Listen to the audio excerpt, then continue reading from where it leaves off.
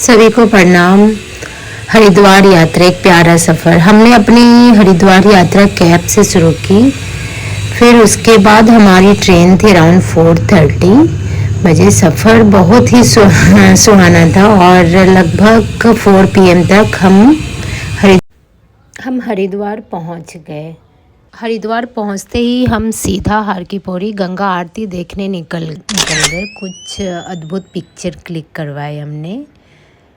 फिर हमें एक जगह मिली जहाँ पे हमें बैठ के गंगा आरती देखनी थी। लोग अपने पाप से मुक्ति और सुख शांति की प्रार्थना करते हैं।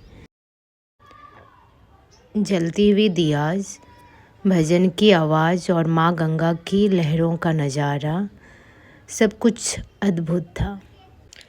आरती के बाद हम ऑटो से अपने रूम वापस आ गए।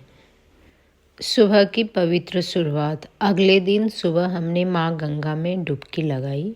पानी बहुत ही ठंडा था, लेकिन एक अलग ही पवित्रता और सुकून का एहसास था। हमने कुछ पिक्चर्स क्लिक करवाई और फिर हम रोप वे से मानसा देवी टेम्पल निकल गए।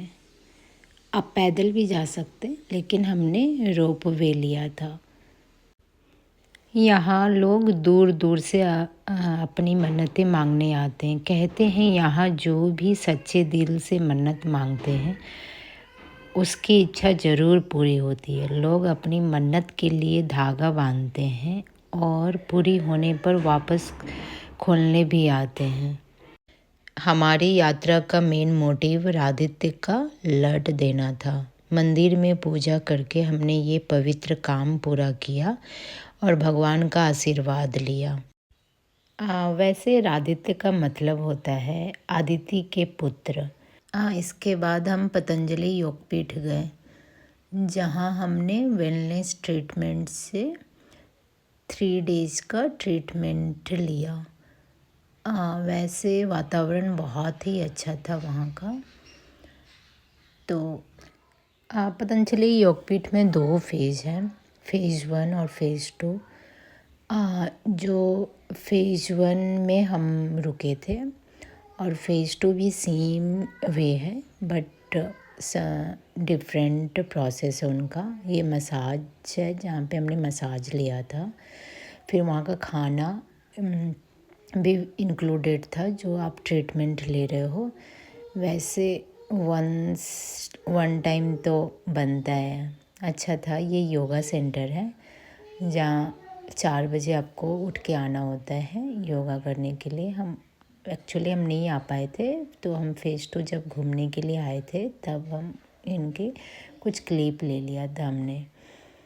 फिर ये यहाँ पतंजलि का नर्सरी है जहाँ से ये जो भी औषधि वगैरह बनाते हैं, यहाँ पे उनका पूरा पूरा एग्रीकल्चर जो भी होता है उनका प्लांट वगैरह आयुर्वेदिक यहीं पे वो उगाते हैं।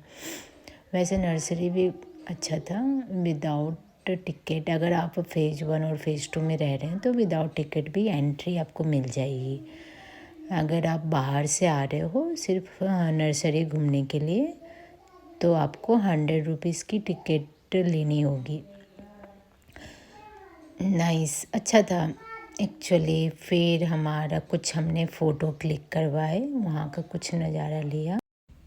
3 दिन के सुंदर और यादगार अनुभव के बाद रात 11 बजे हमारी ट्रेन थी और हम अपने घर के लिए वापस निकल गए। ये हरिद्वार यात्रा सिर्फ एक सफ़र नहीं, बल्कि एक पवित्र और यादगार अनुभव था जो हम कभी नहीं भूल सकते। Please do like, comment and subscribe. Thank you.